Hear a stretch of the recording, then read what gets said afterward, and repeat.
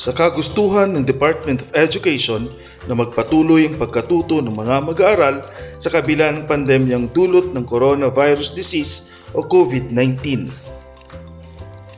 At sa sinabi ng ating Pangulo na hanggat walang bakuna ay walang face-to-face na pag-aaral para sa school year 2020-2021. Dahil nga dito, naglatag ang kagawaran ng edukasyon ng mga iba't ibang alternatibong pamamaraan upang maipagpatuloy ang pag-aaral. Ayon sa resulta ng Learner Enrollment and Survey Form o LESF, Modular Distance Learning Modality using printed modules ang gagamitin sa Pilpila Elementary School na pamamaraan ng pag-aaral. Ang Modular Distance Learning Modality ay isang individual na pagbibigay ng kaalaman sa pamamagitan ng paggamit ng mga mag-aaral ng Self-Learning Modules o SLMs. Narito ang proseso ng pagsasagawa ng Modular Distance Learning: paghahanda, pagtungo, pag-aaral, pagbalik, at pagtugon.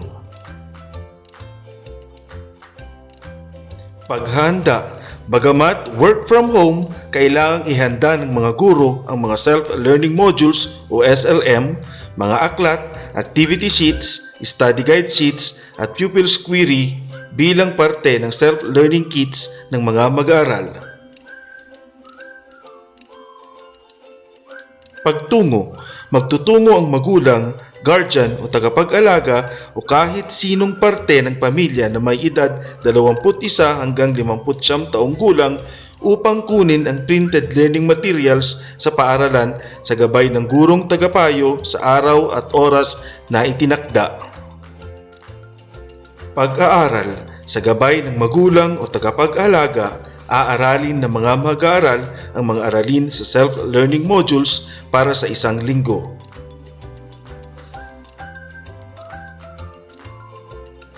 Kung ang mag-aaral ay may katanungan, maaaring makipag-ugnayan ang mga magulang sa mga guro sa pamamagitan ng call o text, FB Messenger o personal na pagsulat.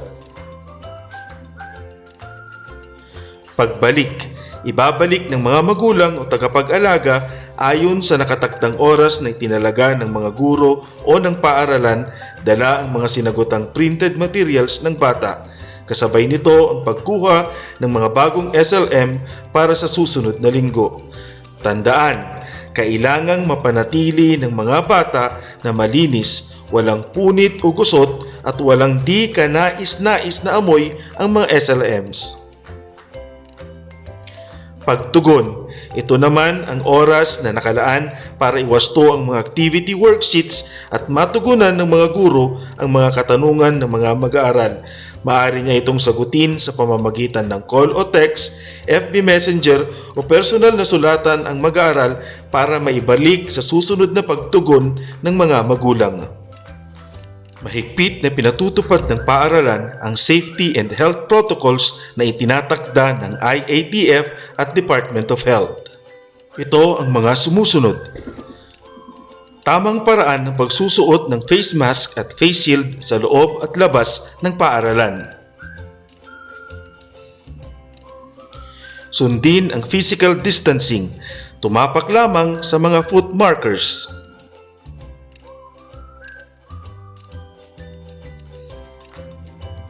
Alamin ang iyong temperatura at itala ito sa logbook.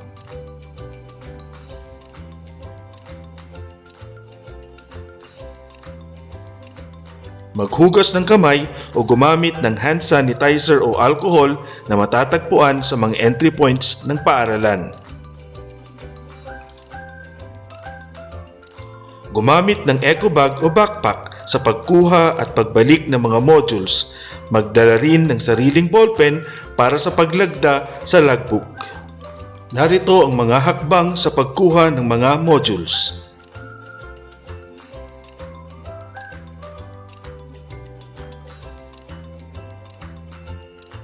Una, sundan ang binigay na schedule ng mga guro sa pagkuha ng mga modules. Ito ay upang magkaroon ng sapat na physical distancing sa paaralan.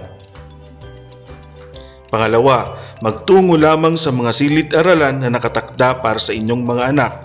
Para sa maayos na physical distancing, sundan ang pagkasunod-sunod ng mga silid-aralan. Paalala, tanging magulang o tagapag-alaga o sino man sa pamilya na may edad 21 hanggang 59 taong gulang lamang ang pwedeng pumunta sa paaralan. Pangatlo, sa pagpasok sa mga silid-aralan, hintayin ang hudyat ng guro sa mga foot markers sa labas. Pang-apat, sa hudyat ng gurong tagapayo, pumasok sa loob, maglagay ng alcohol o hand sanitizer. Kalima, kunin ang mga SLMs sa mesa o upuan na nakatakda para sa inyong mga anak. Ika-anim, siguraduhing kumpleto ang kukunin na nasa listahan.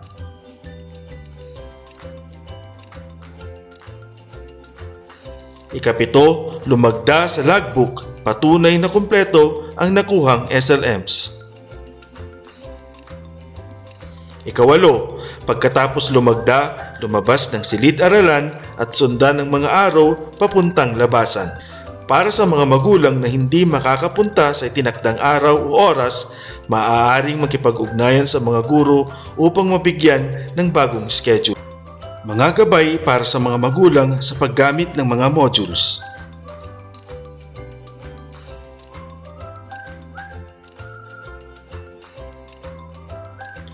May itinakdang oras ang mga mag-aaral sa bawat subject, sundan ang nakalakip na class schedule. Kailangan ng mga folders upang magsilbing sisidlan ng mga activity sheets at iba pang output ng inyong mga anak. Bawat subject sa itinakdang oras ay may kasamang activity worksheet o practice exercises na sasagutan sa bawat aralin.